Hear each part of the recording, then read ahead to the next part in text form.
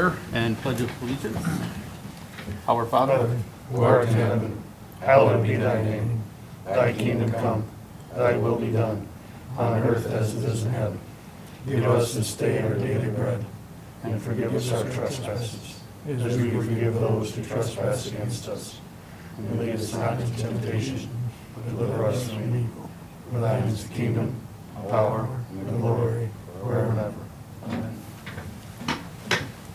I pledge allegiance to the flag of the United States of America and to the republic for which it stands, one nation, under God, indivisible, with liberty and justice for all.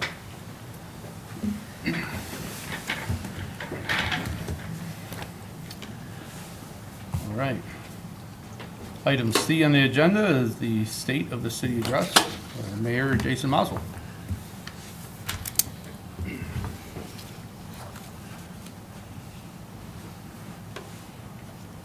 Thank you very much, Council President, for allowing me to present the 2020 State of the City.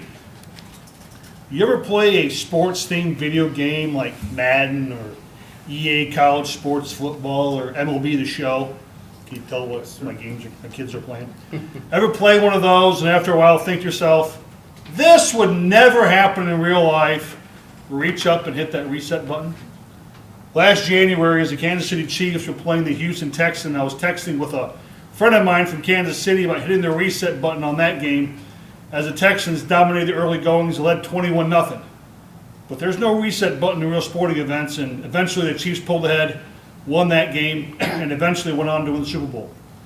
As 2020 wore on, I often wondered that if there was a reset button, would we have hit it or just let 2020 keep going? 2020 broke open and it was a year of great promise. On a local level, something was happening that hadn't happened since 1981. Our basketball team was really, really good. The Napoleon Lady Cats team made some noise, and these girls kept getting louder and louder. And a snowy night in Mansfield, Ohio, home of the TY Tigers. They spell it TY. I don't still know why, but they spell Tigers TY. Napoleon showed up and showed out. Willard, a short 27 miles from the gym, was warned that Napoleon was bringing an army, and we did. We drove that 124 miles, thank you Google Maps. Napoleon arrived early and packed the gym. By the time I arrived, the only seats left were upstairs behind one of the baskets. I remember before the game tipped, the Willard fans tried to do a cheer to pump up their crowd. And as I watched the Willard faithful, we answered with our Napoleon Napoleon cheer. And as the last Napoleon echoed off the rafters, I looked at the fans of the Lady Flashes. And the faces, they all said one thing. They're all a little concerned. Not only were they outnumbered at least 2-1, they couldn't match our intensity. And after the game's final buzzer, a game Napoleon trailed after the first quarter, no one wanted to leave. Napoleon didn't want to go. The celebration continued on the basketball floor. Flash bulbs were going off, hugs, handshakes, high fives all around. At some point, the lights above flickered. I just figured somebody hit the wrong button. After a while, they flashed again, and we all knew it was time to get back to Napoleon. Then on March 12th, we planned a downtown party. We're going to watch the girls play at St. John's Arena because St. John Arena basically closed to parents only. Seats at Spangler's had been held since the early morning. Chairs were set in the Grand Canyon, but as we all know, COVID hit hard that day. Look, I know COVID was here before March the 12th, but that was the day, at least for me, it hit. Since then, I've often thought about that night in Mansfield, how many people unassociated with the team except for one thing, the name on the front of the basketball jerseys. That's why they drove, that's why they cheered, that's why they stayed. I thought about that because since then, COVID-19 has been on the forefront every day. Each day we hear about COVID, and during this time I thought about this. What if we had a reset button? Would we hit the button? And if we did, we would lose those magical moments. Every time I think we're hitting the reset button, I think about those girls, that game, and the moments after. COVID took from us the opportunity to watch at least one more game, and likely took us a chance to watch two. COVID took so many things from us. The Girls State Basketball Championship, Easter, COVID took that out of church. Memorial Day, COVID took the crowds away. Graduation, COVID took the parties. Rib Fest, the 2020 version of Henry County Fair, COVID took that. The 150th anniversary for the Napoleon Fire Department, COVID took that. Weddings, COVID took many receptions. 4th of July, COVID took the fireworks display. Sports, COVID took a lot of those. A Major League Baseball season consisting of 60 games, no minor league baseball, an NFL season where a wide receiver was forced to play quarterback, a college football season that was either 0, 5, 6, 10, 12 games, or any number in between. COVID took parts of all of those seasons. Funerals, COVID took the fellowship time to help remember the departed. Family gatherings, COVID took those. Normal lives, COVID took that. Family vacations, COVID took it. Kids being in school without a mask, COVID took that. And that's just a short list of what COVID took from me, from you, from us. But you know what? I am done thinking about what didn't happen. I am done. Since there is no reset button, let's focus on what we did to fight COVID. Sometimes we fail to realize how we fought back against the novel coronavirus. So let's look for what we did in 2020. COVID may be the dominant theme for 2020, but it is not going to win. We all fought back during 2020, and we will win. We will beat the coronavirus. The first punch, and yeah, this is a fight, so punch is the correct word, because in a fight, punches get thrown. The first punch in my mind was the banners in the downtown. After a phone call from Napoleon High School Principal Ryan Wild, the city manager Joel Mazer, Joel, Council President Joe Bellarucci, and I raised enough money in 24 hours to hang the banners in the downtown. The NHS class of 2020 lost so much with those banners to be remembered for starting a new Napoleon tradition. Hey, take that, COVID.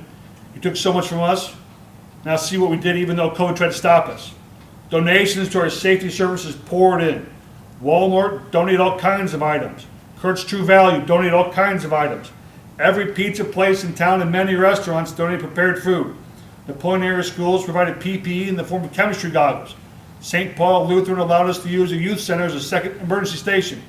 The Napoleon Rotary Club donated COVID-required equipment to the Napoleon Fire and Police Departments. Campbell Soup donated an entire pallet of food. Everyday citizens donated items such as homemade masks and homemade food. We received more donations in 2020 than in any other 12-month stretch that I can recall. Each donation is a reminder of the people we represent and how fortunate we are to be living with such amazing folks. When I speak of Napoleon being full of amazing people, I remember 2020, the way we pulled together to fight back against COVID. Our city staff threw some haymakers as well. Jeff Rathke reported the operations department replaced the original 1980 air compressor for the garage in February and also replaced 3 original 1980 overhead doors in the fall. The GIS software is updated to include data from the spring and fall hydrant flushing and hydrant exercising. This software is able to efficiently update daily data from incoming work orders. Now, Jeff was too modest to say it, so I'll say it for him. You know what else operations did? They answered the call every day. How many calls did we have to turn down due to COVID? The answer, 0. Did they ever pull back on the level of service? When the recycling people stopped taking recycling, what did our folks do? Did their jobs. They answered every call. They continue to provide quality service on a daily basis. Hey, COVID, you think you can stop that? Well, you can't, and you didn't. You know why? The job needed to get done. No excuses, and they got it done. Look, I'm highlighting here operations department, our ability to make it happen, but really that was the same for all 2020. Our employees answered the call every single time. Hey, COVID, you think you can stop our safety services? No way. The Napoleon Fire Department remounted 2 ambulances with better interior and exterior lights and better technology inside the units. They did this even as their call volume increased by 6%, with a total of 1,745 calls, which included 563 overlapping calls. When you think about a positive, I remember the novel coronavirus proved that Napoleon really needed 2 crews. And in the midst of COVID, we were able to provide quality service for our residents. The Napoleon Police Department restarted the DARE program, a very effective tool in trying to slow the use of illicit substances. Teach kids. Stop them from becoming users. Teach them young, and that is what the DARE program does. We also added Officer Strickland as a school resource officer. Hey, COVID, you couldn't stop that. Guess what? You couldn't do it. And Officer Strickland is there. A key resource for Napoleon is the water treatment plant. Remember, people were worried about the virus being transmitted via our water supply. Not in our watch. Not with Jeff Weiss and his band of merry men. Nope. Actually, they moved forward by completing an asset management plan while also optimizing the process for cleaning the membranes. Oh, and another year for zero boil alerts. We take that for granted. Don't. Don't take for granted that our people work hard every day to ensure we don't have those types of alerts. The wastewater treatment plant put up a good fight against COVID by having one bypass event in 2020. And they're moving full steam ahead with their modernization of the wastewater treatment plant. Dave and his crew did a wonderful job of keeping the aged equipment operating and keeping this vital service working. During the year when construction slowed during the pandemic, the engineering department finished the latest leg of the Park Street project, replaced the Williams pump station with a new Glenwood pump station, and led the application process for financing the wastewater treatment plant to the tune of $14.5 million with an anticipated interest rate of less than 1%. And those are just the highlights.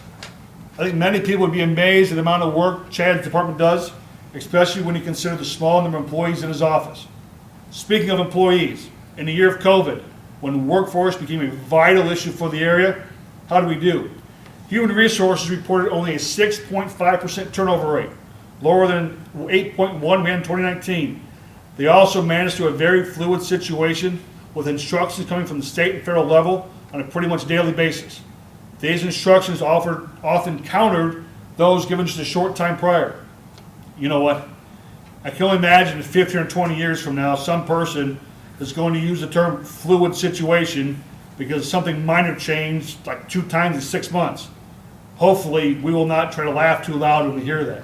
Delaney's guidance was changing not every 6 months, but on an almost weekly and sometimes daily basis.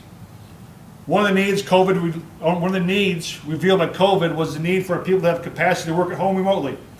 When those folks started to move their jobs away from the office, it was our IT people who made that happen. Beyond that, they deployed a new server for the police department and implemented a remote management tool. The remote tool allows the department to work safely by working remotely and limiting time spent at users' desks. It allows our IT people to work safer, keep them in their office, and not expose them to COVID, not expose them to other issues, all while having the ability to offer a better service to the other employees. I call that a win. Hey, COVID, you didn't think about that, did you? When we used this past year, the year you interrupted by improving ourselves and by offering even a better service. Hey, guess what, COVID? Because of you, we're even better than before. 2020 took so many opportunities away from us, but in a way, it allowed others to flourish. Napoleon Golf Course had a great year and set recent highs in attendance and revenue. The new Napoleon Aquatic Center began with the January 28, 2020 demolition of the former swimming pool to make way for the new aquatic center, the new Napoleon Aquatic Center. Construction of the Napoleon Aquatic Center officially began with a formal groundbreaking ceremony on October the 16th. City officials, board members, pool commission members, and other stakeholders attended this exciting event. The Parks and Rec Department successfully implemented RecDesk, a new facility management and online registration platform. This new program will be useful tool for all kinds of park and rec activities. Hey, COVID, do you think you can stop Napoleon from going outside? No. And hey, if there was ever a year to not have a pool, I think 2020 was that year. Now I better get to work on my swimsuit body for opening day, which we hope to have around Memorial Day this year for the new pool. In the year when COVID was taking off, our electric department was awarded the platinum level for being a reliable public power provider. I'm going to pause right here. The work that department does when the sun is shining shows when the power doesn't go off when the storms come. The department completed the LED street light conversion. By switching the street lights to LED, it saved the city $70,000. It saved our residents $70,000 a year. The finance department reorganized and saved roughly $100,000. And it worked to continue to provide services to all the residents in the city, including a delayed tax due date and other factors. COVID slowed that process, but COVID, you didn't stop it. Our law director helped write the city's state of emergency, helped staff through CARES Act, helped us get over $600,000 in federal and state dollars. They worked with other judicial members to make sure defendants had their day in court in the midst of the pandemic, and also brought delinquent taxpayers to court in an effort to help us receive the funds that are due under local, state, and federal statute. Oh, and Billy and Tammy did a wonderful job of bringing over 85 pieces of legislation to City Council. Let's see, COVID versus an Army Ranger lawyer. Advantage, Napoleon Law Department. What else happened around the city? We dedicated a new road in Napoleon around the Westview Villas. We continue to grow with more rooftops as we added more homes. Oh, and let's not forget the welcome addition of Love's Truck Stop, as well as Paul Martin and Sons, plus others. While other communities earn less in income tax receipts, Napoleon went the other way and actually had a small gain of around 1.6%. Hey, COVID, you think you're so bad? Take that. You want to keep fighting COVID? Let's fight now. I know you have a new variation. I know it moves faster. You've earned and continue to earn our respect, but you have not, nor will you break our spirit. Remember COVID, Napoleon played and beat Defiance of football this year. You think you take that? No, we played. Remember cutting the basketball season short last year? That's okay, because now we're playing. Swimming, we're the NLL champs. Again. New pool, hey COVID, you can stop the progress being made at the new Napoleon Aquatic Center. I know you wanted to. You wanted to stop us from enjoying. You know what? Masks work. The vaccine continues to improve. Social distancing works. This is the new normal? No, this is just the new right now. You know how I'm confident COVID is doomed? You know how I know this will end? Simple. This past fall we voted.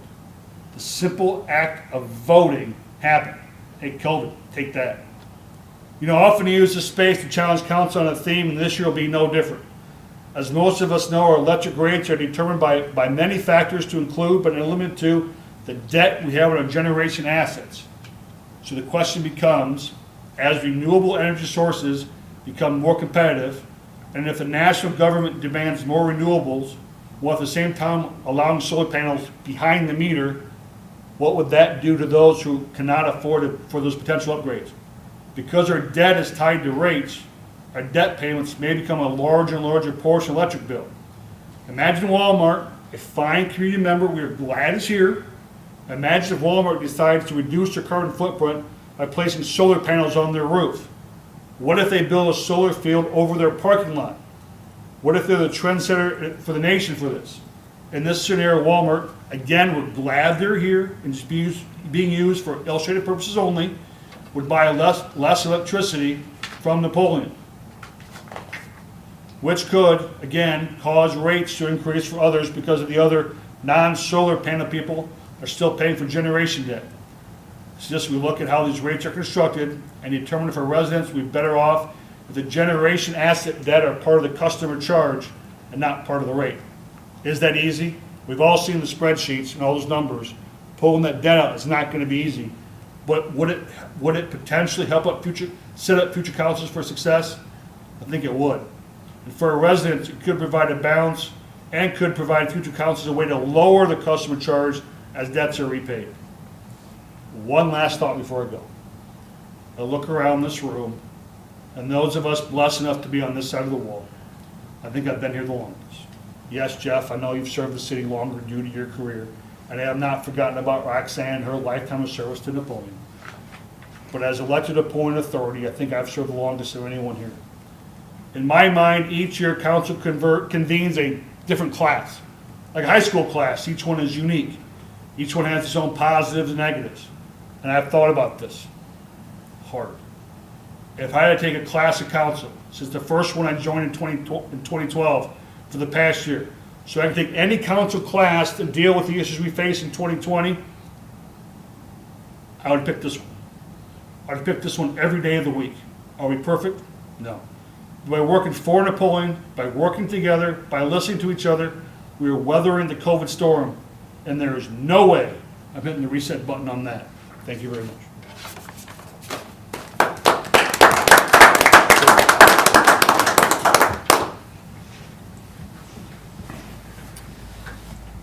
You got some big shoes there. I was just going to say, thank you, Mayor. Now I'm going to have to follow that up. That was awesome. Thank you very much. Joel, you got a speech ready or something you follow up with? All right. We'll yeah, the Henry County Transportation. All right. All right. Well, item D is the Henry County Transportation Network update. Yeah, do you Please want to step just, up. yeah. So give us was your. this, you know, the city contributed funds to the bus, and we got the written Yeah. you know, explanation of what's going on. It's just a request to, you know, just give everybody an update on how it's being used and what's in store for the future. Okay, so I brought that, and I wanted to add something. There was a success story that came from COVID. If we didn't have it, this probably wouldn't have happened. So take some positive out of it. Once COVID hit, we switched to CARES Act funding for the year. ODOT's recommendation was everybody went fare free. So any public transit was covered under the CARES Act. They were allowing us to operate at 100%. So if anybody came in that needed a ride, it was, you know, covered under CARES Act. We had an individual that started out, was living at the Knights Inn. We helped him get to a job interview at the pilot truck stop, got him back and forth from the Knights Inn for a while, was able to get his own apartment. Kept using us for a while, called us last week and said, hey, just want to let you guys know, I'm kind of sad that I'm calling you. I was able to save up enough money and I bought my own vehicle, so I don't need to use you guys anymore. So because of COVID, he was able to say, you know, it's only $15 or $20 a week, but when you're starting out at the Knights Inn and you don't have a place to stay, that just a little bit helped. And the bus that you guys helped with was a part of that, because we did not slow down any service. We never stopped service. We had to change how we were doing some things, and the bus was a big help with that. We were able to still do grocery shopping, the things that we had been doing before, social distance in the bus, and it was doing things a little bit differently, but still got all that done. So we did have a positive success story out of the last 8 months that. Oh, that's great. So the bus helped with that. Thank you for sharing that. That's awesome. The, maybe I'm way off on this, but the original intent, obviously before COVID, was to keep that bus basically inside or very close to the city limits of Napoleon, right? Correct. Is that kind of what's being used for? Is it going exotic places like on the way to Toledo and? No, it's in town. Okay, We have other buses that we use that do some of the out-of-town stuff. Okay. We haven't been doing as much of the coordinated transportation. It's pretty much one-on-one, except if we're in the bus, then we can get 6 people in there. okay, So it is in town. That's a lot of that. What we've been using most of it for is senior grocery shopping on Wednesdays, getting seniors back and forth to the grocery store. At one point, we were actually, when it was more of a, you know, they weren't even leaving their houses, we actually had used it to go pick up groceries. Okay. If they were able to do, like the Walmart online, right, we were going and picking up groceries and then taking them back. okay. Do you know how many riders you average per day or per week or? 230 a day. 230 a day? Not on that Holy bus by cow. itself? Well, That's that's over, our total number of rides is 230, so it's 115, between 100 and 115 riders. for that bus? Not on that bus, Okay. that's overall total. For the network, okay. So the bus is between 10 to 20 Okay, a day.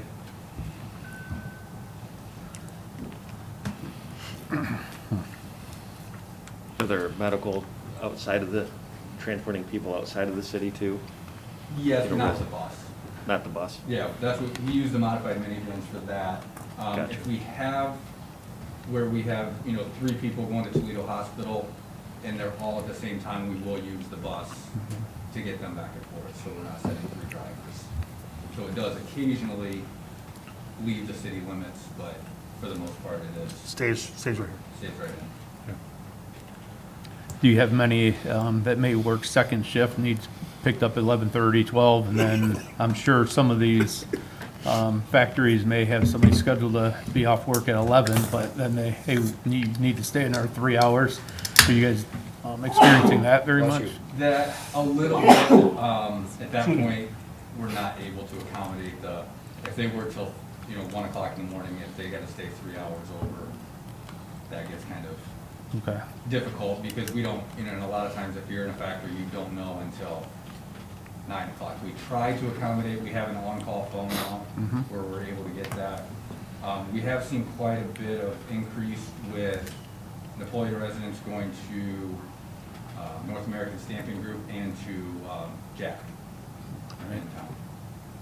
So I think we have 3 or 4 individuals going to North American and 2 or 3 going to JC. Okay. So that bus will make the trip to Ridgeville with those people and then pick them back up? If we get another person, yeah. Okay, So right now, we're able to do it between 2 minivans, but if we get another person, Take it's the- bus. because it's it's a spacing thing, obviously, It's a inside the spacing bus, thing right? now, Okay. Okay. Without the COVID, how many would that bus hold whenever these restrictions are lifted? 14. 14?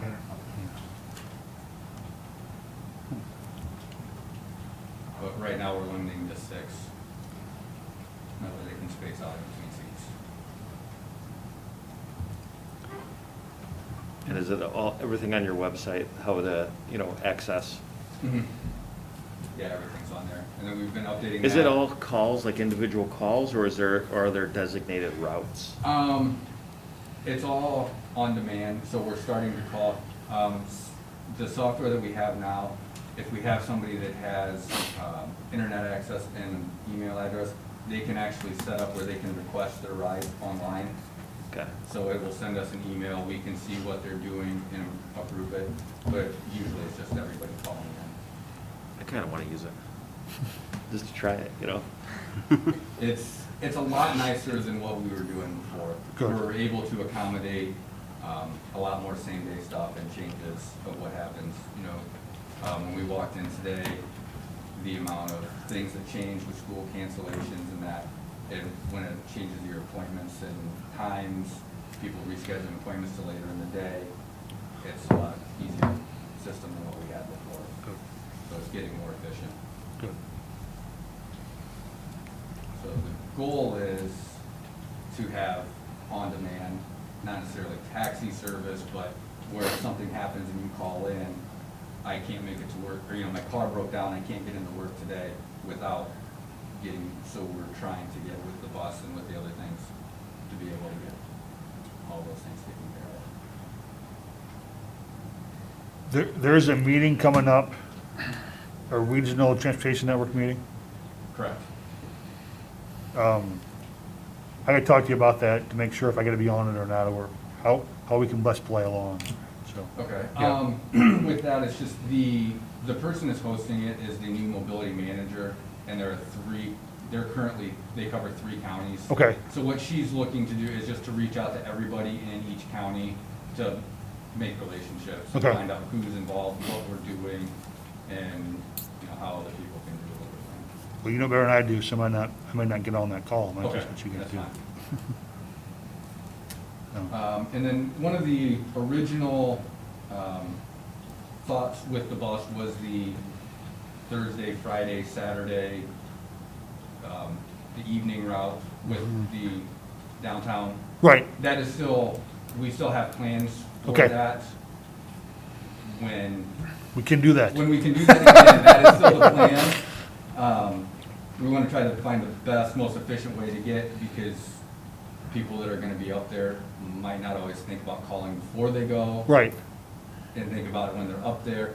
How exactly we're going to have that work, I'm not 100% sure yet.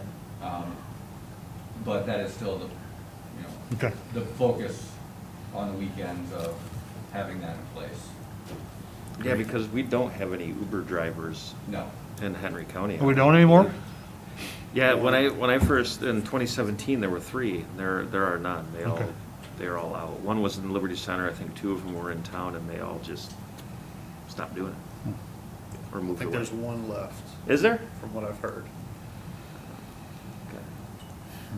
I get asked that, but, Yep. Yeah, Every so now and again. that is still one of our main focuses. Once that is, Right, everybody follows the rules and we get back to not having a curfew anymore, we're still planning on having that going forward. okay.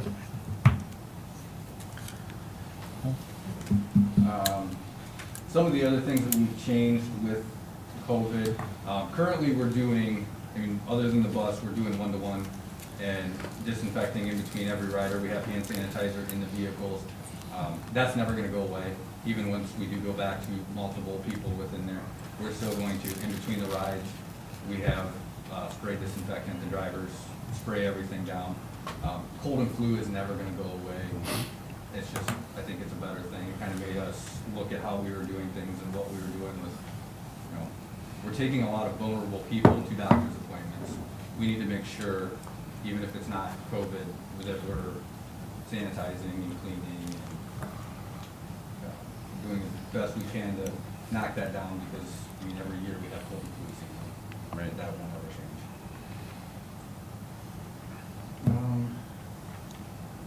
We received CARES Act for 2021 also, so we're still fare-free. Okay. Until we run out of money. They're not sure exactly how much we're getting. We got an initial CARES Act award. They're sending us another award announcement. They were anticipating with some of the carryover money from people that didn't use all of their 2020, that will probably operate that way through June. So the fare free will stay in place.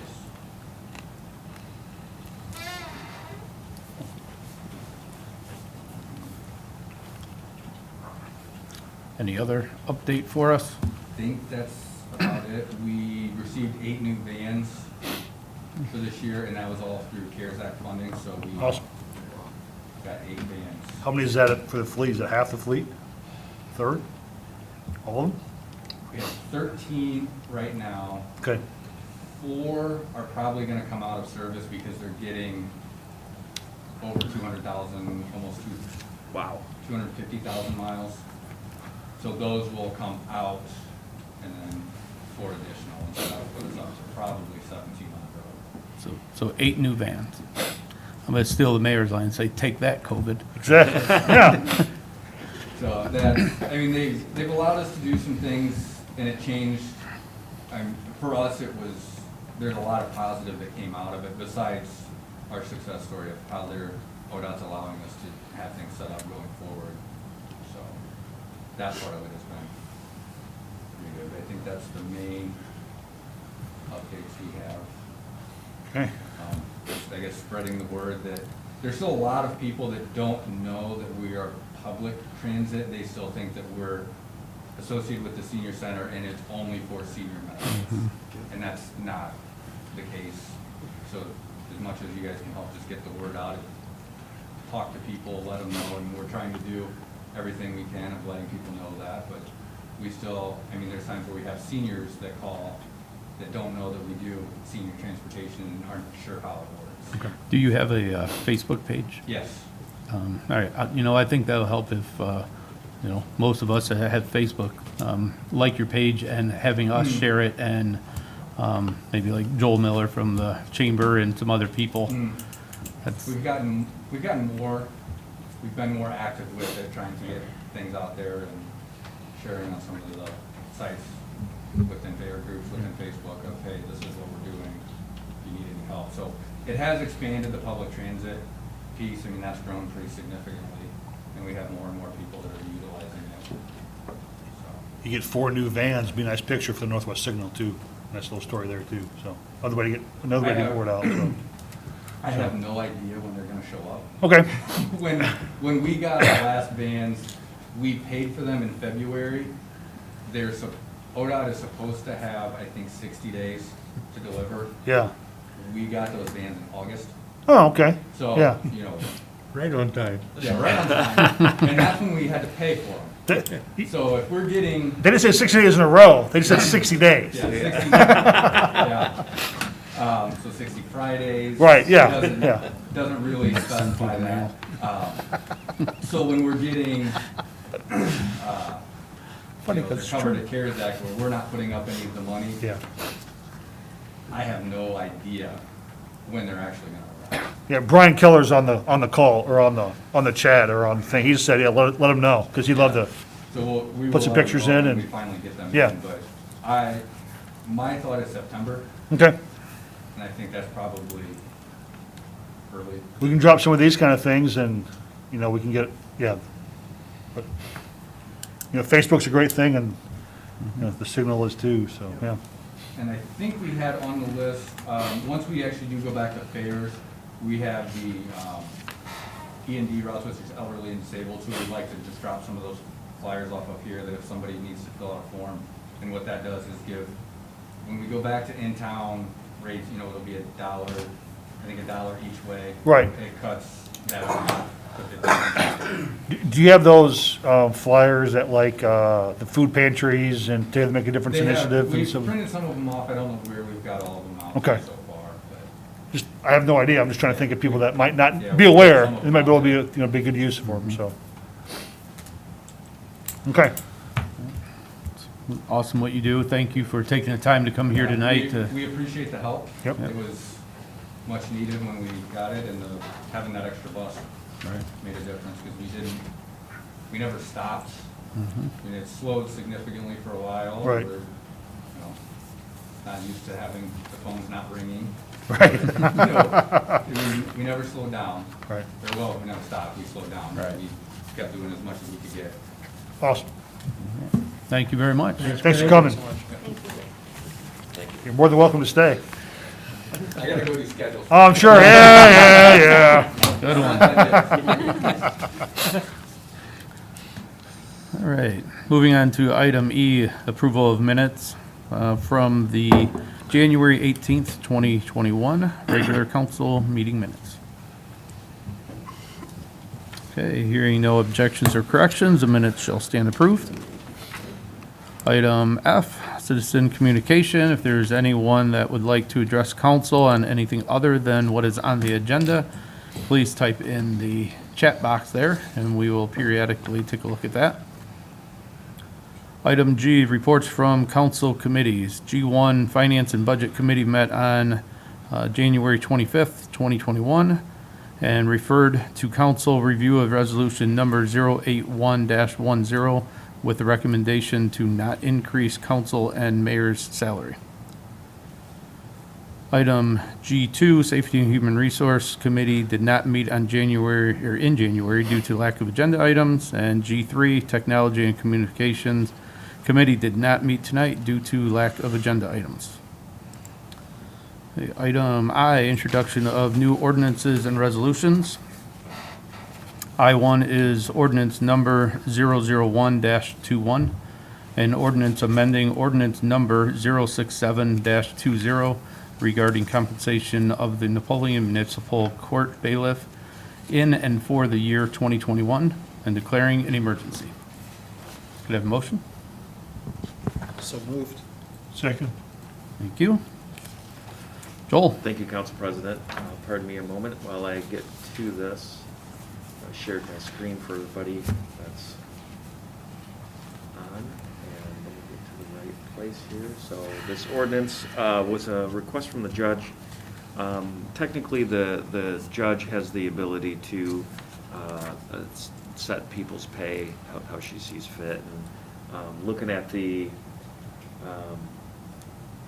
scale for the municipal court bailiff position, there was no low end, there was only a set top end, which was at $14.05 per pay period, which amounted to roughly $17 and some change per hour.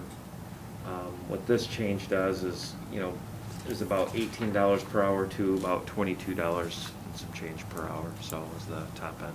So it kind of establishes a range, and that was the request of the judge, and I guess that's all I have requesting first read. The only other item, if you want to see it, I do have it. I had it from the last meeting, is the some wage comparisons from some other cities. If you wanted me to bring that up as well. If you would, please. Okay.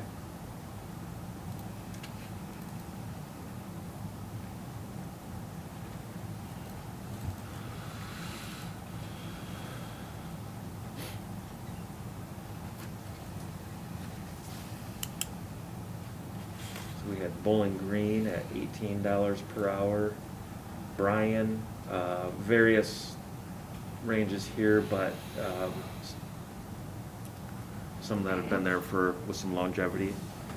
And Defiance is at $20.50. And ours is requested at? The range between 18 and 22, roughly.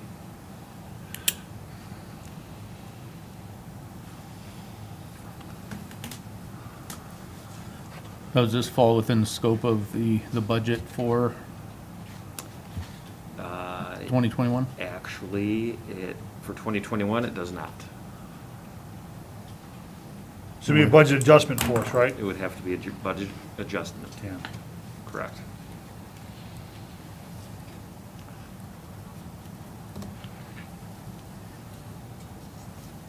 The bailiff that's out there now has submitted a letter, I believe is going to retire in mid-February.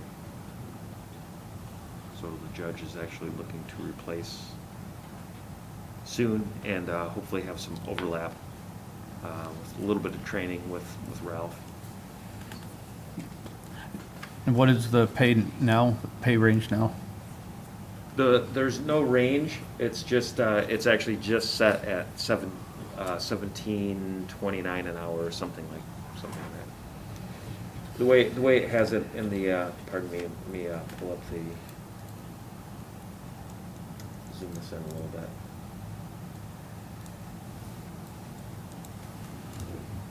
So, it had it at just $14.05 per pay period, which does amount to $17 and change. That's all it was.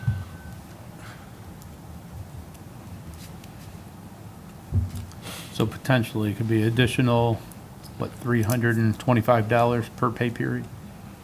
Yes. And what would amount to about, $6,000. actually with I believe some of the benefits also, it would be more than that. I would think it would be closer to 8,300, I believe. And it's a 27th pay this year, so I think that also was a contributing factor. Under $9,000. Just straight numbers, without benefits.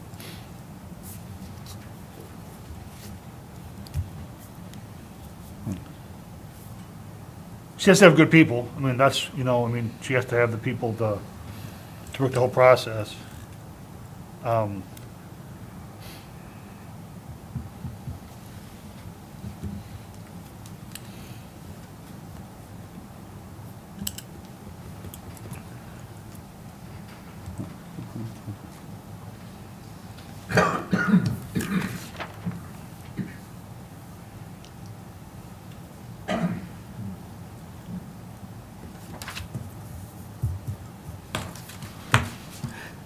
I think I wish it would have come in earlier, but I mean, Yeah. knowing the judge, she probably didn't anticipate this. I think she anticipated what it would take to get the new one, she probably would have added that in the budget. Yeah, you're right, the retirement was a big unknown, and to get somebody that can be qualified for this position at that pay scale was probably challenging for her. Yeah. So the adjustment is, the request, in my opinion, is it's making a correction that's probably fair for that position. It does give the range, but just,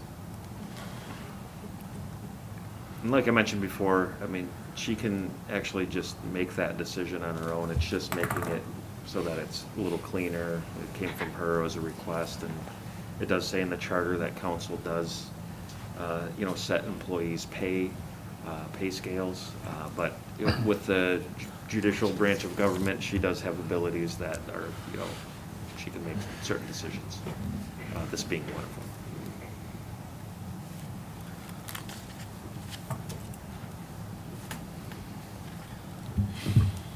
Do you think there would be an issue if we lowered the bottom number? And being $18 to $22 I don't think so at all. is, to me, if maybe someone is qualified to reach that $18, I mean, we shouldn't say, oh, they're going to get paid no matter what, $18 an hour. Right. At least it gives them an opportunity to work up to it.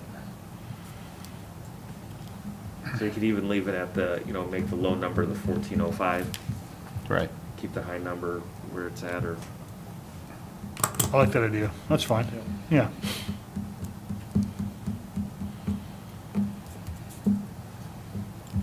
So basically, take the 1538 number, cross that one off, put the 1405 number in on that side. Correct. Right? Yep. Yes. Yeah, I'm fine with that. So to approve this, we would need a motion to amend. to amend Yep, first. Yep. yes.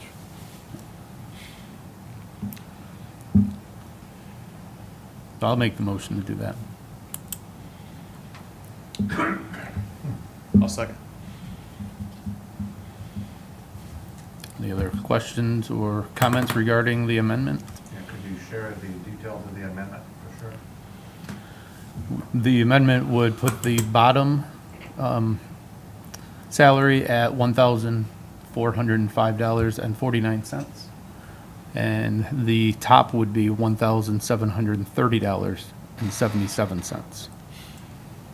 Okay, thank you. And the 1,405.49 is what it is now. Any other questions or comments? Okay, Rox, please call the roll. Jeff, Yes. Molly, Yes. Ross, Yes. Ken, Yes. Dan, Yes. Joe. Yes.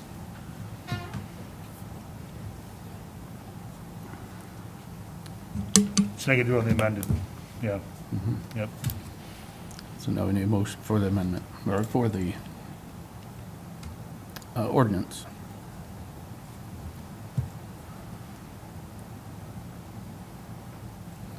So moved. Second.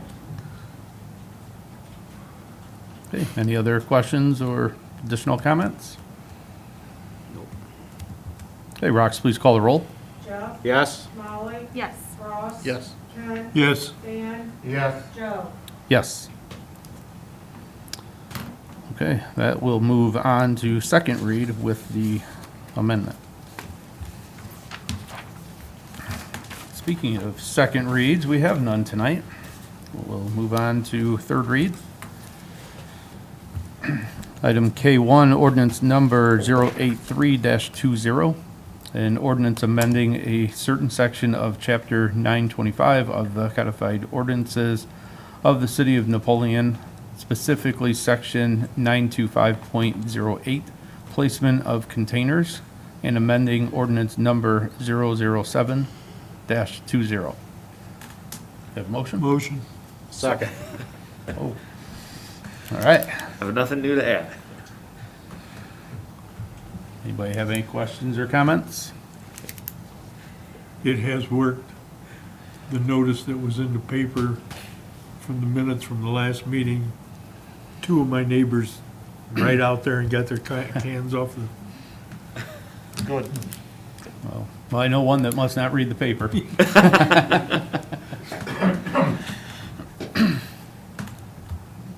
All right. Any other questions or comments? Okay, Rox, please call the roll. Jeff. Yes. Molly. Yes. Ross. Yes. Ken. yes. Dan, No. Joe. Yes. Okay, that has passed on third read.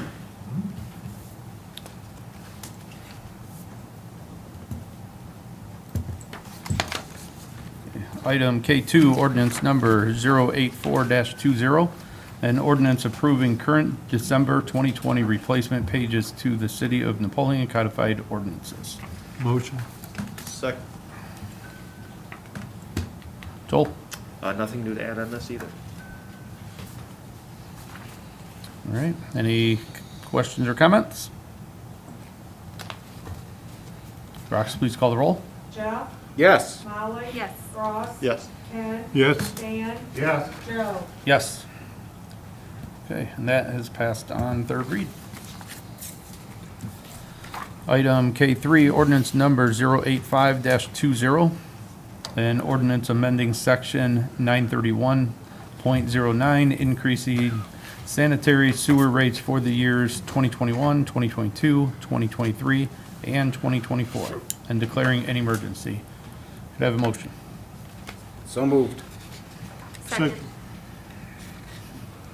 Okay, Joel? Thank you. The only update I have is, I think, some of you or all of you know that, you know, we, both in all the utilities, we look at line loss as loss for us. So, you know, we try to keep that under control as much as we can, both in the electric side, water side. The sewer side is tied to the water side. So we're still taking a look at, you know, trying to get some efficiencies in our line loss on the water side right now. So it's gonna take a little time, but that's really the only update I have at this point. So just requesting third read. Thank you. Have any questions or comments? Okay, Rox, please call the roll. Don't we need a motion to amend this? There was no- So, yeah, there is on here too. Oh. I should have mentioned that. Oh, I guess it isn't on here. I think I saw it on the other agenda. Thank you, Rob. Requesting a motion to amend the, in the highlighted areas, the red and the blues, show what the changes are. We just want to make sure that we capture this just in the upcoming March billing, because obviously the February billing is, we're not going to catch that in time, so. Can I interrupt real fast? Yes, sir. So there will need to be three votes. The first to amend, it's already been written, the amendment's already in front of you, but you'll need to make that motion to amend it and vote on it. And then you'll need a motion to suspend the rules, specifically 6.2.1, because when you amend something on third read, it goes back to second read, so you'll need to suspend that rule to make sure that you can pass it tonight, and then a vote on the legislation itself. You'll need to do that for both 85 and 86. Thank you, Billy.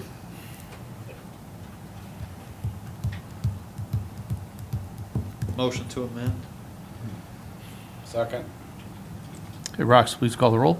Jeff? Yes. Molly? Yes. Ross? Yes. Ken? Yes. Dan? Yes. Joe? Yes. Motion for suspension? Second. Rox, please call the roll. Jeff? Yes. Molly? Yes. Ross? Yes. Ken? Yes. Dan? Yes. Joe? Yes. Motion for the legislation? Second. Rox, please call the roll. Jeff? Yes. Molly? Yes. Ross? Yes. Ken? Yes. Dan? Yes. Joe? Yes. Thank you, Councilman Durham. You took good notes. You did. Hopefully we can read them for this next one. Okay, it's been passed with the amendment under suspension on third read. Moving on to ordinance number 086-20, an ordinance amending section 931.07, increasing the water rates for residential, commercial, industrial, and whole customers for the years 2021, 2022, 2023, and 2024, and declaring an emergency. Can I have a motion? So moved. Second. Okay, Joel? Same request for this, just to make the same amendments so we can make sure that the ordinance reads appropriately for the March billing cycle instead of the February billing cycle. So it won't take effect until the next month. Okay. And the highlights are on the screen. Thank you.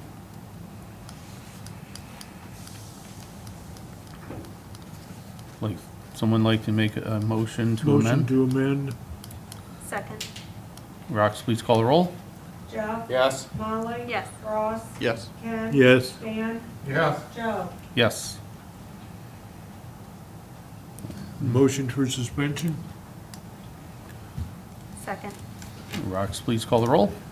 Jeff? Yes. Molly? Yes. Ross? Yes. Ken? Yes. Dan? Yes. Joe? Yes.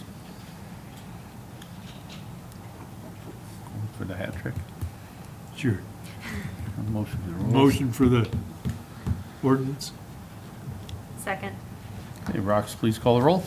Jeff? Yes. Molly? Yes. Ross? Yes. Ken? Yes. Dan? Yes. Joe? Yes. Okay, that has been passed with the amendment and suspension of rules on third read.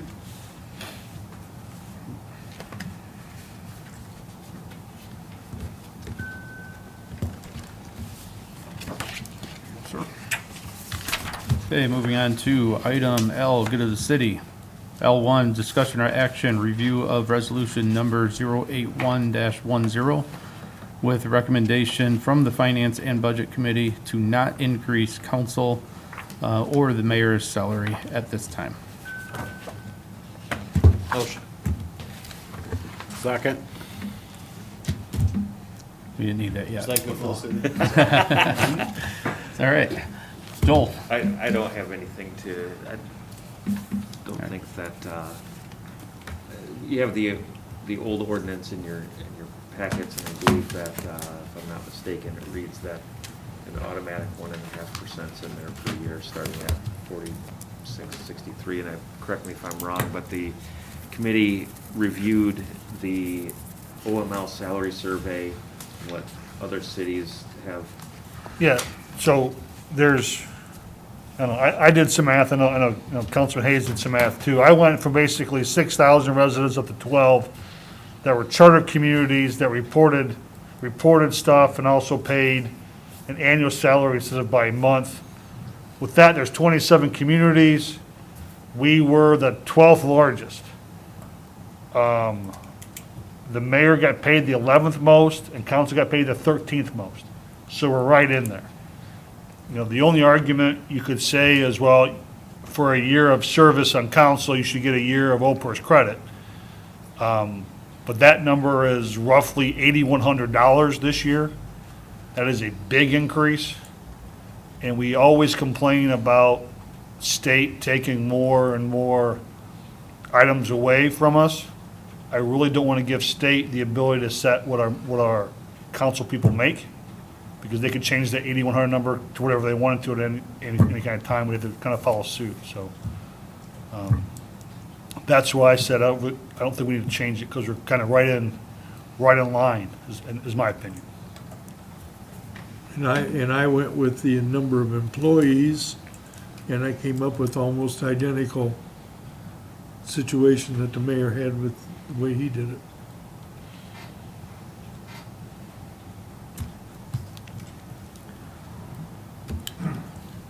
When we discussed this in the Finance and Budget Committee, we just thought it would be fair to have some thoughts or opinions from people that are on council that weren't on that committee. And that's primarily why we sent it here. So if any of you that were not on the Finance and Budget Committee, if you have any thoughts on it, great. If not, we can just leave it as it is. Has there ever been any talk about boosting the council president? Historically? But then we're of. Was that boost or boot? Thank you, Councilman Hayes. Appreciate that. You know, I actually had a couple of people talk to me about that as well. And it's hard for me being in that position to say I think it's warranted. But now that I've been in that position for a couple of years, I believe that the council president position, a lot more time is expected of this position. And I mean, if we have some thoughts on what that would look like, and I guess, Billy, I'm gonna put you on the spot here if we can a little bit. If we were to make a change like that, do you know the timeline of when that could or should take effect? So the usual rule for this sort of thing is after everybody's next term. So I'm not sure when your next term would be. Not tracking that usually, but. Yep. My term's up at the end. Likely take effect then. Are you talking the council Yeah. president position? Or Yeah, so I'd have to look at it a little closer, but Obviously, you couldn't raise your pay within your current term. Correct. So So my whether or not we term, could do it after the next general election or the following general election, I'm not entirely sure, but it would be one of those. It would be after the next general election or the following. Yeah, it'd be, if we're gonna go by the charter, it's 12 months plus the next general election. So we're already into, it depends if the general election is any general election or a general election that includes council or mayor. So if we do it that way, it's 2020, January 1st of '24 would be the first time you could change it. If you go by general election being for council more than 12 months away. Because obviously there's one now, within 12 months. So the next one would be '23. So that next council then won't sit until January of '24. So if we go by if we feel that the charter means all the pay raises, because the charter talks about it, right, Billy? I'm sorry? I can't repeat that. I have no idea what I just said. Basically, The whole thing, I just missed that last sentence kind of cut out. oh, I'm sorry, the charter is for it's for council as a whole, mayor as a position. So I would assume that if we're gonna break out a different pay for the council president, we would use the charter, and it's 12 months plus a general election, right? Absolutely. Okay. And then the way you interpret it, is it the general election that includes somebody for city council, or just any general election? That's probably one that we have to look back at past precedent. Okay. Of how the city's operated prior. Okay. There isn't gonna be any case law to interpret our ordinances or our charter. Right. So, it's gonna be something where we're gonna have to kinda see what was happening in the past, and certainly that extra 12 months that is added in our charter does extend the period of time well past this next one. Okay. Personally, even if it is 2024, I would have no problem with raising that pay for that position. I would have no problem with that. Because I know this man spends a lot of extra time. So I would have, and not just him, but, you know, the people that were in that position before, I know did the same. So. go ahead. I see both sides of it. I think the city as a whole has been really diligent about our spending filter, especially with the unknowns of COVID. So this year, I don't know if it's the best move, but definitely something to consider down the road.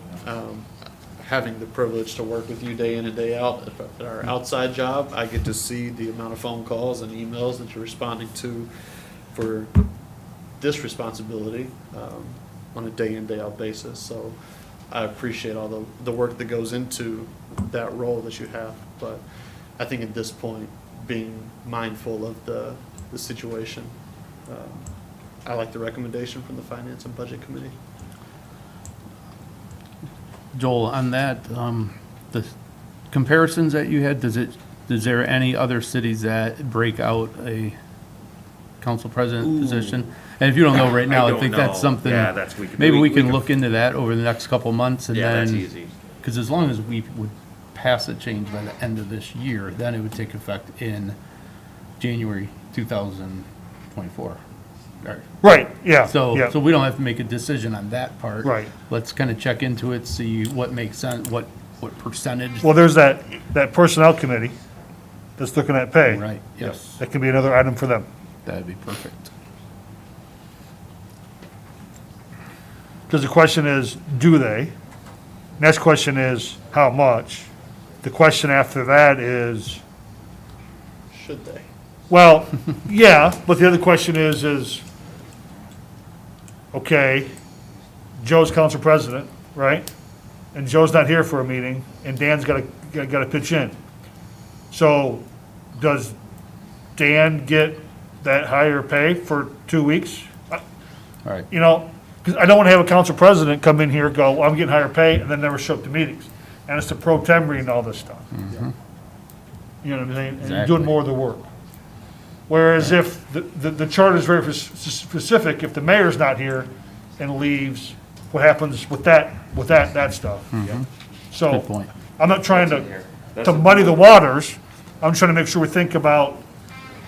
I think Yeah. the intent, though, is what you're saying, is that you see a lot more I action, do. where There's if a lot the more pro tem communication is now. coming to them, they're still coming to the meeting, they just gotta run. Right, the but meeting. let's say, but But it's the outside somebody stuff. else is council president that doesn't care as much as Joe does, and doesn't do nearly the work, and the pro tem does all the work.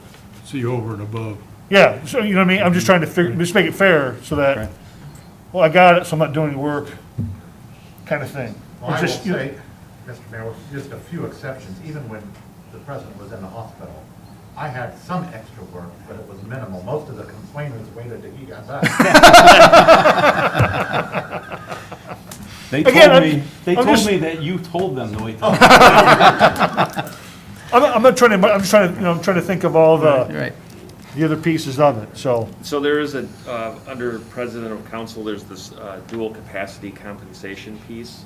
Yeah, because if he's the mayor too. And the next charter review commission could put that down as a potential line item for, if the council president pay is set separate, then, you know, there could be like a dual capacity compensation for pro tem for Correct. Right.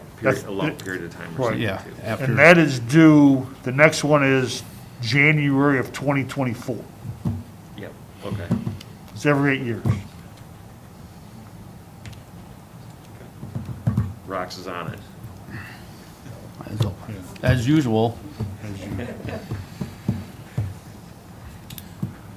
So do we need a motion to accept the recommendation? You just let it die, don't you? There was a motion and a second already. Right. Is that what I made that for? you sure did. Okay. Any other comments or questions? Hey, Rox, please call the roll. Jeff. Yes. Molly. Yes. Ross. Yes. Ken. Yes. Dan. Yes, Joe. Yes. Okay, moving on to item L2, discussion or action, approval of payment of AMP for the remainder of the AMPGS project. Great. Let me pull the invoice up. Pardon me. Okay, here it is, zoom out. So this was in our budget, and in the budget, little historical piece for those that haven't been on council long enough. I wasn't here at the time either, but way back when there was a project that AMP was trying to get into and subscribe to, as rules on coal, it was a coal plant, and as rules on coal started to clamp down, and made it harder and harder for anybody to build new coal plants. And in this particular case, AMP and the partners, the members of AMP that were subscribed to this project, had purchased the property. They hired somebody to complete all the Title V permitting, which is a very long, lengthy, expensive process, and start the design phase of the project and everything else. And there was a lot of money sunk into this. And then at the end, the costs were ramping up, and they decided that at the end of the day, it's best for everybody if they pulled the plug on the project, which they did. So this AMP-GS project is actually a remnant of a project that didn't take place. These are actually, stranded costs, so to speak. So there were a lot of stranded costs that Napoleon was on the hook for. So I want to say to the tune of about $1.3 million total. And I believe back in 2016, the Napoleon Council at the time decided that we are going to pay off a chunk of this, so that the stranded cost piece. So what's left is what you see here. That is the PHFU is actually stands for Plant Held for Future Use. And what that means is came up with a way to monetize what was left over, the property. I believe there's a lease on the property. The Title V permits that existed they're still in place. Now those have actually expired since. So Recommended putting it in the budget for this year to pay this off. We do pay interest on this still, so it's still actually just kind of held out on the AMP line of credit, so we do pay the interest on it. Just figured it was in our best interest while we can to have this all just paid down completely. So this is the invoice. I believe we have 616,000 budgeted, so we're right on the number here, and just requesting approval for this final payment on this. Did AMP buy the property or did they lease it? They bought it. and Okay, I so if believe we- they have it. We pay this off and AMP turns around and sells it, we get $0 of the sale, No, right? we get our proportionate share. We got a proportionate We share. get our proportionate Okay. share out of it. Yep. Okay. This is we own it. Okay. There is actually a project participants committee as a part of this too. It doesn't meet very often. I think the last time they met was probably in 2016 or maybe 2017. Yeah, because the price of this, it was a coal-fired plant, and the price doubled. And the initial price tag was already, I don't know the exact number, but it was with the billions, not millions. And when it doubles, AMP said, no, we're done, walking away. And there are a lot of costs already associated with it, but they said, we're gonna cut our losses right now. So Yep. that's kind of where this came from. Yeah, so let's get it paid off, let's get it done. Yeah, I think every year we pay, I can't remember the total amount. For some reason, 36,000 is jumping in my mind of what we pay in interest on this. So, and that fluctuates because it is on the AMP line of credit, so the interest rate kind of moves around. So it's actually lower right now, but still.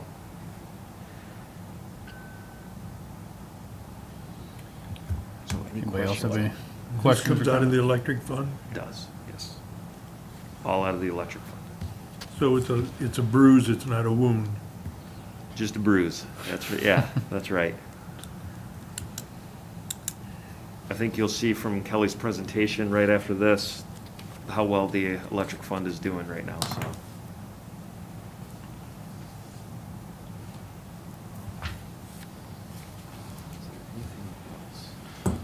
That's all I have. Do we need a motion? Yes. Yep. So moved. Second.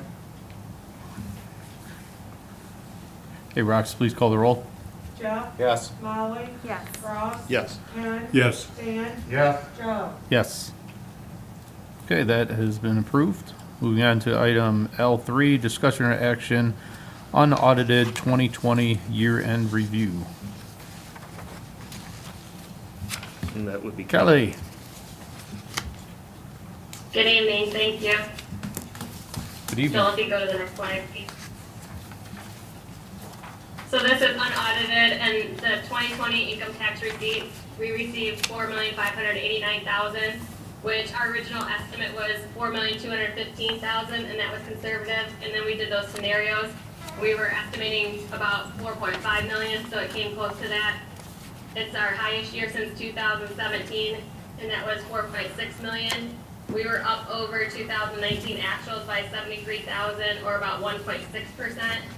2019 actuals were 4,516,000. And you can see the difference for the residents was down 5.4% compared to 19. The businesses were down 28%. The withholdings were up about 7.2%, and overall we were at a 1.6% increase. All right. Why was Next slide, business please. down so much? Kelly, did you catch that? Why was business down so much?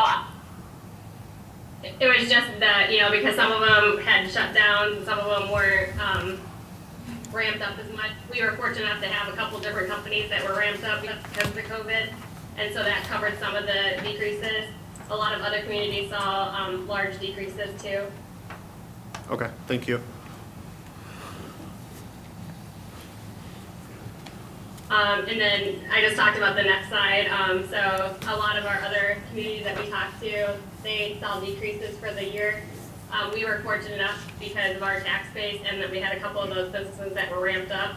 So the real test will come in 2021 when we see the what happened in 2020 when they submit their income tax returns on the 15th of April. Kelly, do most of the businesses report or file quarterly? It depends on how they do. Some of them have the quarterly and some of them do monthly. Okay, so in that case, hopefully, a good portion have already filed quarterly to where it's not going to be potentially a huge hit if no one filed at all and they're all waiting. And so we have an idea of, or at least you have an idea of how it's looking. No, we won't have an idea for a couple of months. We'll keep you guys posted. Okay. The January was down, but we didn't receive the ADP file that we usually get, so I'm not quite sure how much it would have been down without the file. So February will be up a little bit because of that filing that we get. So as soon as we have those numbers, we'll let you know. I'm not going to try to guess. Okay, Our yeah. system doesn't really give us that information. I guess it may not even matter if somebody did file quarterly and then they realize that they can write more off. They would just be amending what they filed the previous couple filings. Is that correct? Yeah, they would turn in they can do what they had for 19, or they can do what the projections were for 20, and then when they turn it in, we'll know. Right. Okay. Thank you. The 2021 income tax projection, we have the estimate at $4,250,000, and we're going to keep a close eye on it as the year progresses. We were conservative due to the uncertainty of COVID that I just spoke about. The tax returns are due on April 15th at this point because they haven't had any changes from the state or federal government. And that's for the 2020 income tax returns, which obviously the biggest block of COVID hit, and COVID is still going on, and we don't know how long it'll last. So we are very cautious still, and we'll provide monthly updates to council. Thank you. The 2020 unaudited general fund year ends. This is a slide that compares back in November before the month ended. We were projecting when we were doing the budget that the 2020 ending balance would be about 1.4 million. And that was taking the CARES Act money of the 400,000 and about 100,000 more in income tax receipts. And then the balance between what we were projecting as the revenue versus what the departments were saying they were going to spend. Excuse me. As you can see, the unencumbered ending balance is about 2.1 million. We have about $40,000 in encumbrances coming forward. We received a workers' comp rebate in the amount of $308,000. The actual rebate was about 400-some thousand. That they took off our 2021 premiums, and then we had to pay back anything to the funds that would have had anything else left in their 2019 premiums. And then that amount, that 308, could go to the general fund because we got guidance from the state on it. Excuse me. And then we also received additional $120,000 from the CARES Act, which was a redistribution from the local governments here in Henry County that didn't use their money. Because we were able to spend all of ours, we got more money and we were able to use it. And then the income tax came in higher than what we were conservatively projecting. When we were doing the projection, we knew that it may come out to be the 4.5 million, but we weren't sure. So when Joel and I were looking at the estimate, we only bumped it up 100,000 from what the general fund portion was going to be. So that came in about 148,000 more than that. And then the departments always seem to project higher than what they're actually going to use because they don't want to say that they're not going to need it and then something happens, because when we ask them to project, they still have a couple months left, so we don't know when stuff will come up. So that just shows the difference between what we were thinking back in November before the November month end and how it actually ended.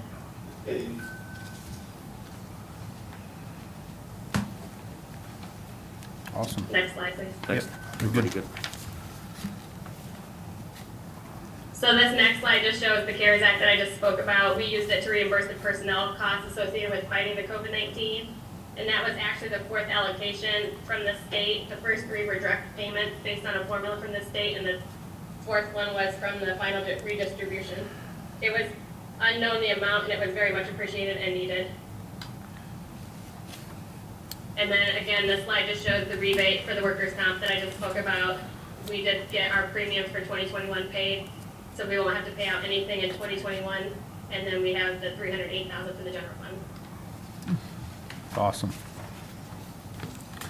So the 2021 summary with the new unencumbered ending balance, when the budget was passed, the estimated revenue was $6,090,000, and the 2021 appropriation budget was passed at almost $9 million. So that difference between the revenue and the budget was about $800,000. If you take the unaudited and unencumbered ending balance of $2.1 million, subtract off that $782,000, we're at an estimated ending balance of about $1,360,000. So why is that important? So we have cash flow needs throughout the year. As we talked about many other times, the revenue comes in at different times, but the expenditures are always going out. And we also have a lot of items that we have to encumber because we have to have the purchase orders in place before we can spend. So if we have less of a carryover, then we won't be able to flow our operations. The uncertainty of the COVID-19, like we talked about, we don't know how the 2021 tax receipts are gonna come in. We're hoping that it'll stay healthy, but we're not sure. Debt rating agencies like healthy cash carryovers. That's to hold our ratings and or give us an upgrade if it was in a better time. But we just found out today that we got our rating held for our GO bonds at AA3, so that's great news for the city. That's good. Our goal is to have at least $1.5 million, which includes the $250,000 in the general fund reserve, and this meets that goal. And then historically, our annual appropriation budgets have relied on the cash carryover, and so that's been how it's been all along, and it'll probably be like that going into the future. And this assists with rebuilding that portion of the loss from the big refund, and then that continual loss every year that goes forward. And then also, like this year, no one knew that COVID was gonna hit. It assists with unforeseen circumstances. It's a safety net to make sure that we can provide our services to our citizens. That's great, thank you. So if there's no questions on the general fund, I'll move into the major funds. So I'm just gonna touch a little bit on the major funds. You guys all received the monthly financial statements, the unaudited, and also in the packet that I provide for my monthly financial report. It has more detail about the ending balances and stuff on these funds. But the revenue was over the expenditures by about $418,000 in 2020. And then it was down $247,000 from 2019. And we saw the effects of COVID on the revenue in the industrial and commercial sectors because some of them were either shut down for a period of time and or limited in the amount that they could do. And the expenses were up about $59,000 from 2018. Hey Kelly, I have one question on that. And Joel may know this as well. In the expenditures, when we added the how much was it, 100,000? Did we do that twice? Twice, Twice. 200,000 total. Would that be part of this expenditure? The expenditure, that would have came out of the reserve. Okay. So it wasn't an expenditure, so what happened is, we didn't charge as much on the bill, so the revenue didn't come in, but the expenses were still going out, so it would have brought down the balance. Great, okay. Thank you. You're welcome. The next slide, please. So on the water, for the Fund 510, we had the water refunding bond pass through in 2020 because we sold the bonds. And so I backed that money out of it. So with those backed out, because it was, the revenue expenses were the same, we just had to show it for auditing purposes. The over or under the revenue, it was under by about $20,000. The revenue was up 137 from 2019. This was because the residential and commercial wholesale was up due to COVID, but the industrial and commercial sectors were down and from like the early spring to early summer, like we saw when the COVID hit for the first time. The expenses were up about $823,000 from 2019. About $450,000 of that is the debt payment from the water plant renovation, and then the other part of it is the associated operating costs with the new plant.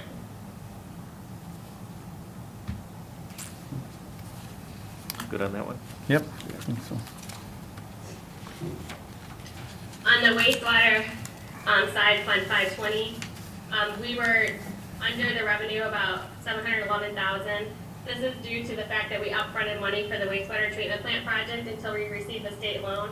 The total that we upfronted is about $1.1 million. we received 469,000 of that back. And then we're waiting for about 713,000 to still come. And then the expenses would have been similar to 2019 if you take out that upfronting of the projects. The COVID effects on the revenue were similar to the effects from the water, obviously, because they go hand in hand. The residential was up, and then some of the industrial and commercial sectors were down for a short period of time. Good. Yep. And then the last fund that I'll talk about is the sanitation fund. We were up about 51,000 for the revenue versus the expenses in 2020. It was down about 18,000 from 2019, and the expenses were up about 57,000, and the effect of the COVID was minimal. So one thing to add on this, we're still ahead on the positive side in the sanitation fund. We added the position, if you remember, we added the bag for the residents. But just keep in mind too that we did not take the recyclables to whirlers, and that actually saved us money. We actually just took everything to the dump. So that was a cost savings because recyclables are pricey, but just wanted to point a few things out of what we've done, and it's on the positive, but some of that has to do with the recycling too. So. Okay.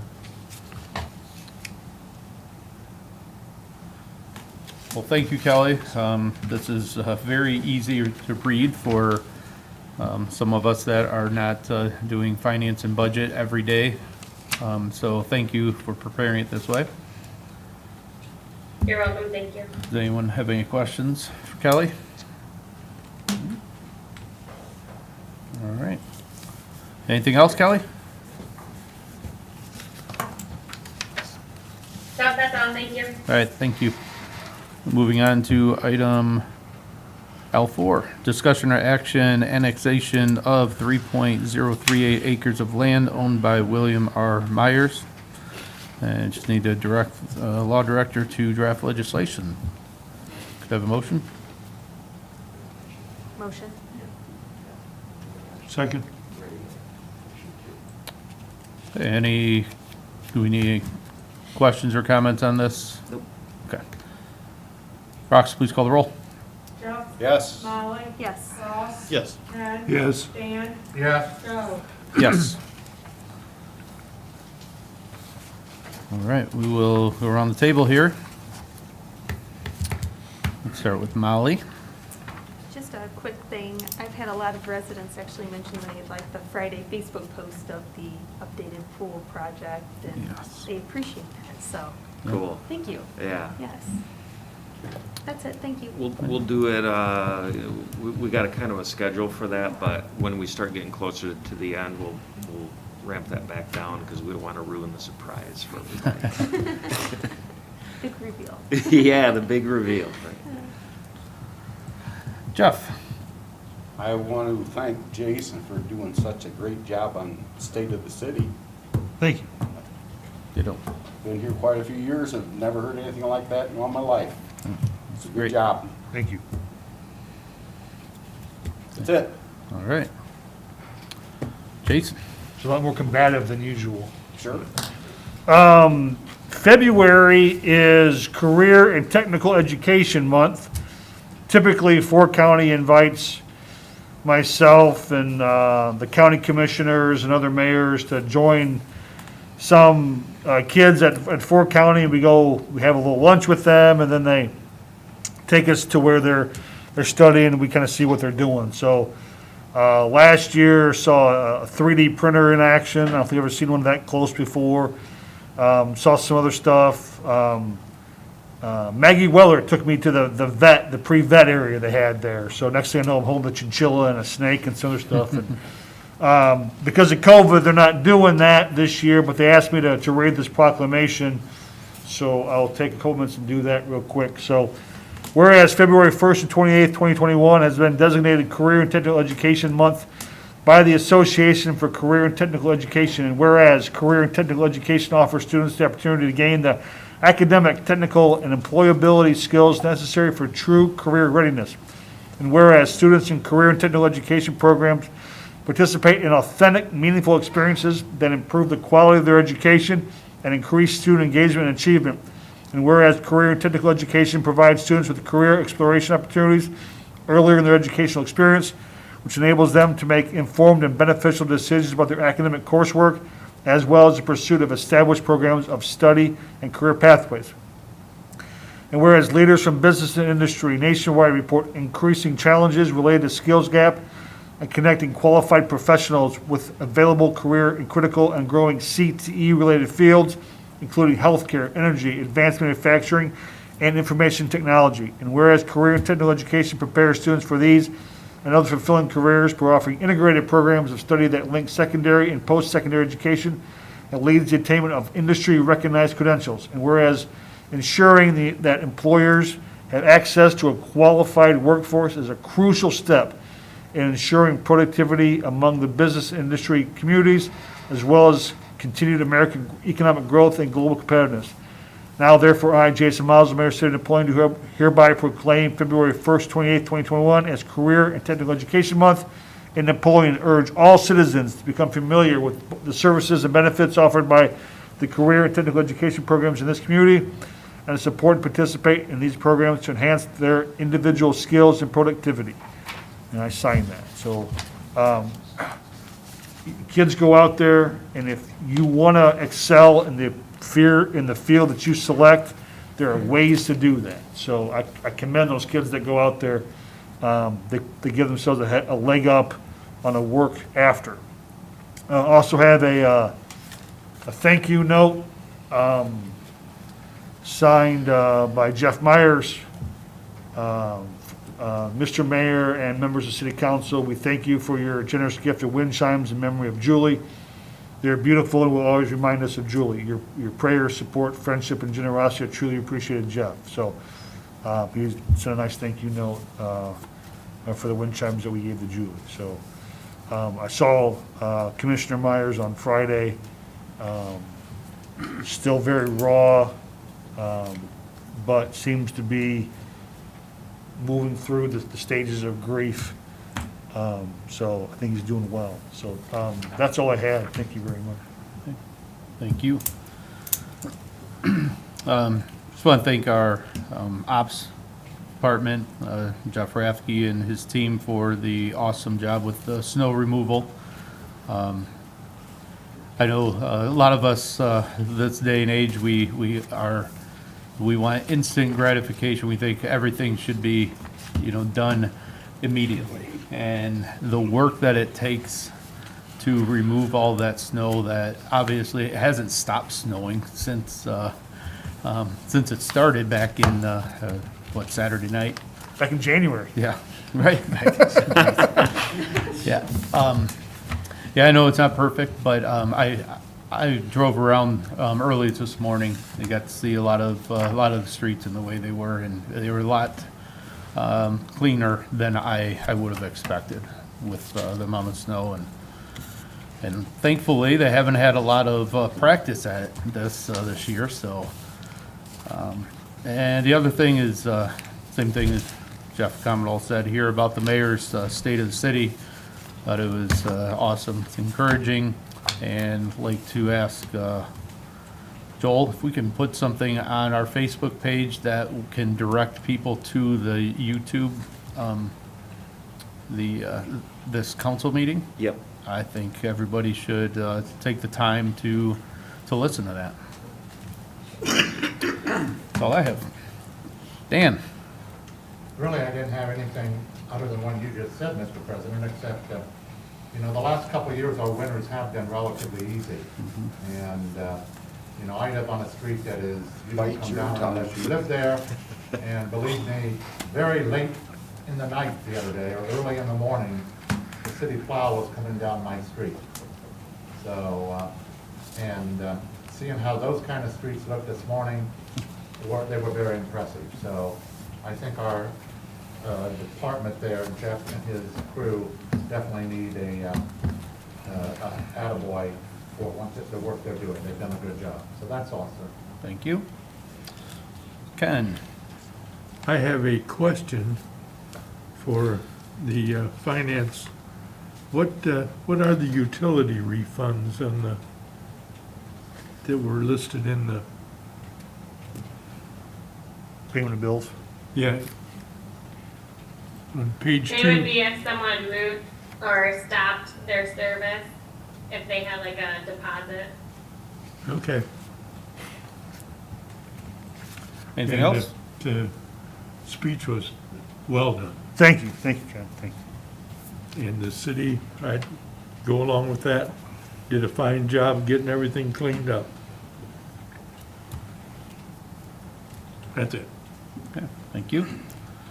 Ross? Yeah, fantastic job, Mr. Mayor. Thank you. Thank you for your message.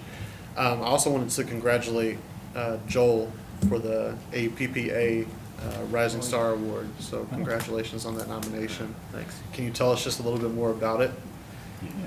Yeah, the award, it's for somebody that's been in the industry less than 5 years.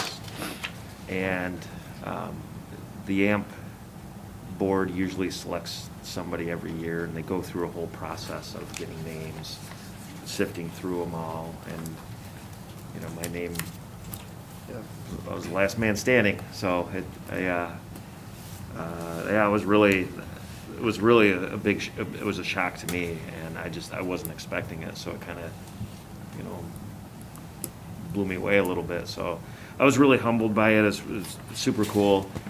We got the application in last week, and you know, we got a strong application, and it was pretty good. So it's, and what contributed to their selecting me was the AMP transmission work that's been going on, so that's what kind of put it over the top. Very cool. Well, congrats again. Thanks Yeah, for thank you. representing Napoleon so well. Yeah. Last thing I had, last council meeting fell on Martin Luther King Day.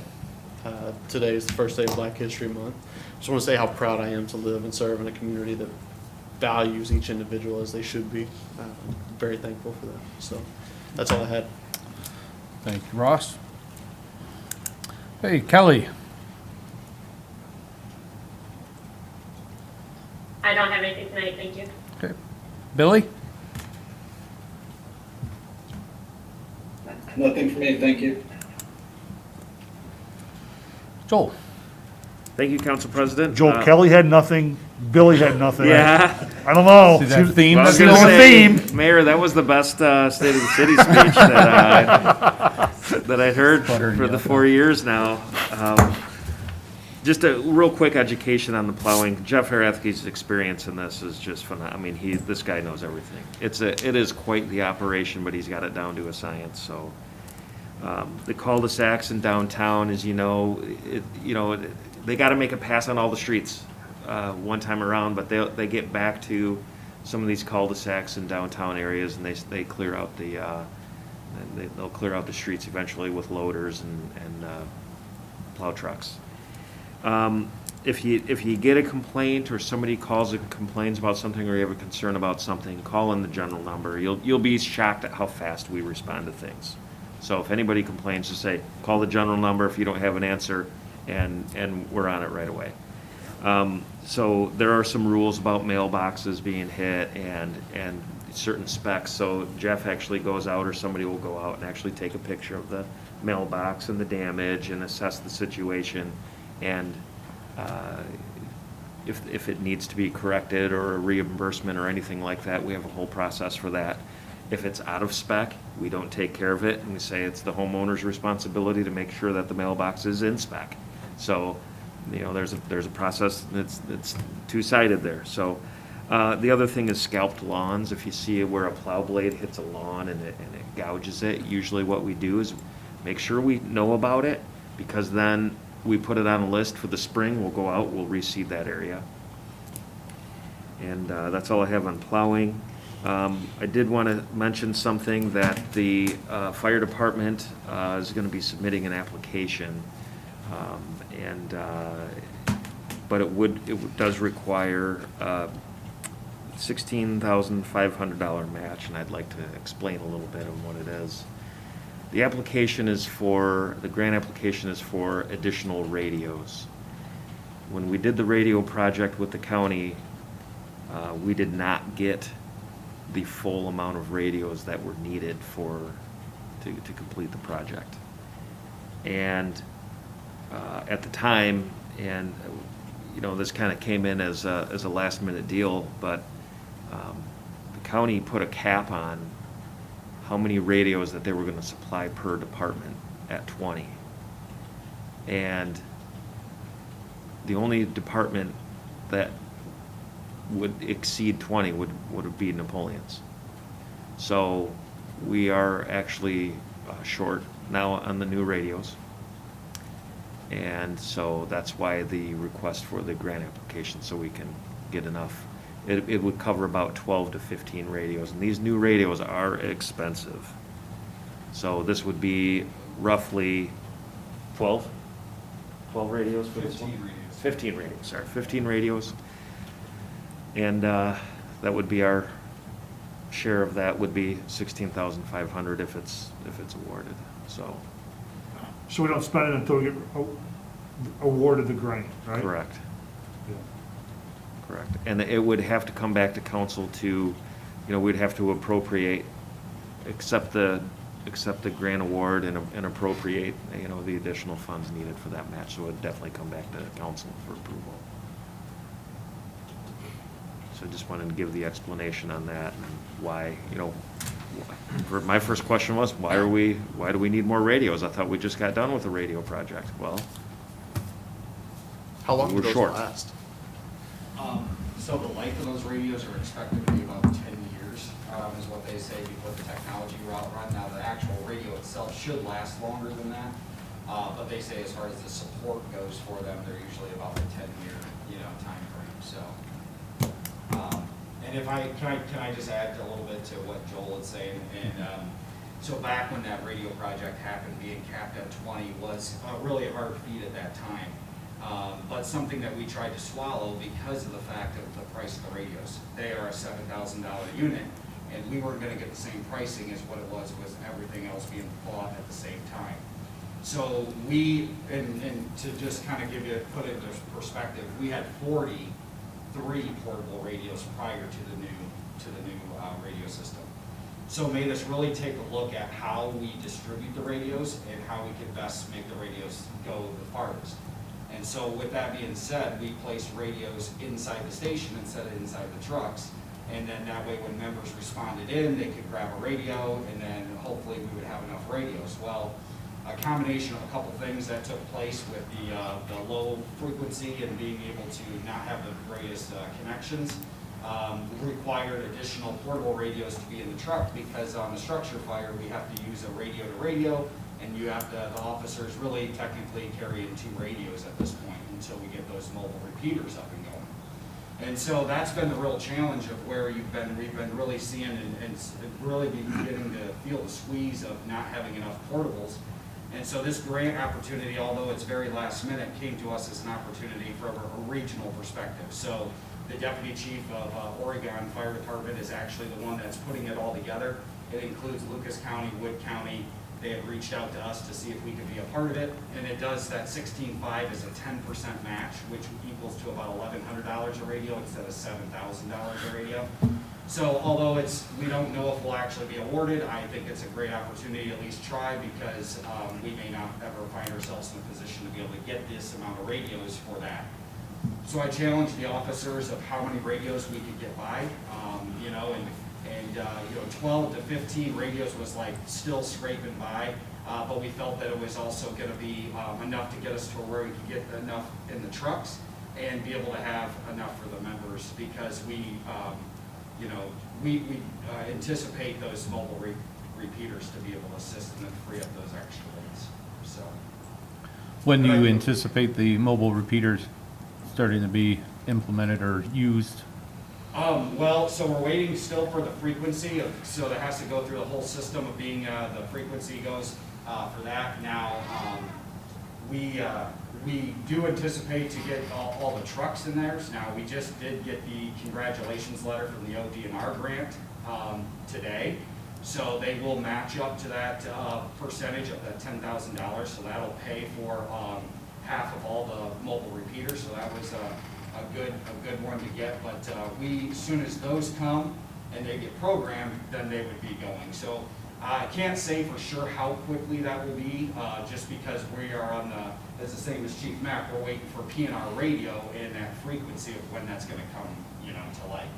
So, Alan, the last that he had said that we talked to him when we were meeting with him about the school and stuff was probably, he had said that it could be sometime spring, summertime is what he was thinking, but we're not exactly sure at this point, because he says he's got to wait on the Canada. Since we're so close to Canada, it has to go through Canada's FCC as well. So they can assign that frequency. So. All right. I'll hold my thoughts and comments about how long it's taken them to do this. I totally agree. Yeah. And I think that the process is, was definitely something that's a lot longer when it pertains to that, because, we've challenged Alan a few times on where we were at on this project and how quickly this is gonna be done, because this is not something that we're wanting to wait for, as you knew. Chief had we kind of got a Walmart grant to help assist in those. And then also, it's been nice to be able to find some additional funding to be able to take care of all the trucks, for sure. But it does require a little bit more, behind the scenes stuff before it can actually be completed. So All right.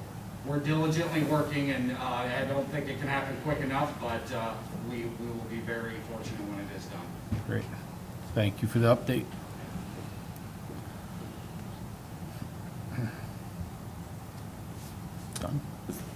Done. Last thing, the state has announced that $1 billion in state funding for relief for affected businesses there from COVID specifically. And when I read this, I thought to myself, finally, something that makes sense. This is for lodging industry businesses, small business relief grants, bars and restaurants specifically, a whole carve out for them, indoor entertainment venues, and then grants for new businesses, such as someone like Brick and Brew could qualify for it. Somebody who's invested a lot, wasn't able to open their business, and so there's I think there's opportunities in all of the different categories for businesses. So I'm trying to set something up with April Welch and Joel Miller to kind of go over this and hopefully tap into some of this. And isn't there something in there for municipalities now too? This is for the state of Ohio one. Yes, just something today. I thought I just read something. There was something on the news tonight. Yes, about that, and I didn't catch it. Something in the governor's update today. I didn't Okay. read that part of it. So the big ones, the majority of it is stacked into this into the business side of it. So that's 400, half of it roughly. So that's it. That's all I have. Thank you. Okay, move on to item N, approve payments of bills and financial reports. In the absence of any objections or corrections, the payment of bills and financial reports shall stand approved. They stand approved. We have a motion for adjournment. So moved. Second? Hey, Rox, please call the roll. Jeff, Yes. Molly, Yes. Ross. Yes. Ken, Yes. Dan, Yes. Joe. Yes. We are adjourned.